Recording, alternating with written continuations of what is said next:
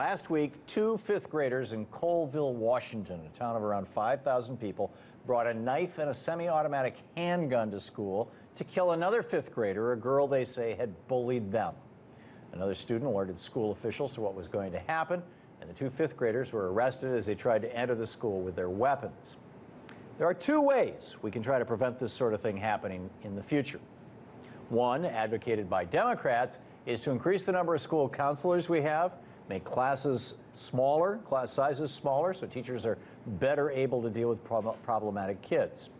Denmark and Singapore do both those things, and those two countries have the world's best early education outcomes. They also pay their teachers about the same as their physicians. In other words, one way to respond to this problem is to strengthen our schools, pay and empower our teachers, and bring back the school counselors who've been stripped out of most of our schools because of Republican austerity budget cuts. The other way to respond to this, advocated by some Republicans, is to teach the girl who's the bully how to use a handgun. So when the kids she bullied bring their guns to school, she can use hers to shoot them before they shoot her. Seriously. Republican Texas State Representative James White has introduced House Resolution 1142, a bill that would bring firearms training to elementary schools. In Maine, Republican Governor Paul LaPierre supports a similar measure in that state. After all, what could possibly go wrong? When a member of the Texas Association of School Boards worried out loud that the law might increase insurance costs to the schools, Representative White assured him that there would be no problem. The Austin newspaper, The Statesman American, quoted Republican Representative White as saying, There also are lots of other dangerous activities taking place in high school every day, such as welding, chemistry classes, and football. But what about the danger to innocent bystanders when a couple of kids get into a shootout?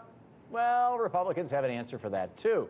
Have all the teachers carry a gun on their hips so they can shoot the kids when the kids start shooting each other. Arm the parents and the administrative staff, too. Give them all guns, because as the NRA has told us over and over again, the only thing that's tested and proven to work to quickly kill a bad person who's carrying a gun is a good person carrying a gun. As Wayne LaPierre, who earns $1 million a year doing media for the NRA, said, for the sake of the safety of every child in America, I call on every parent, every teacher, every school administrator, and every law enforcement officer in the country to join us in the National School Shield program and protect our children with the only line of positive defense that's tested and proven to work.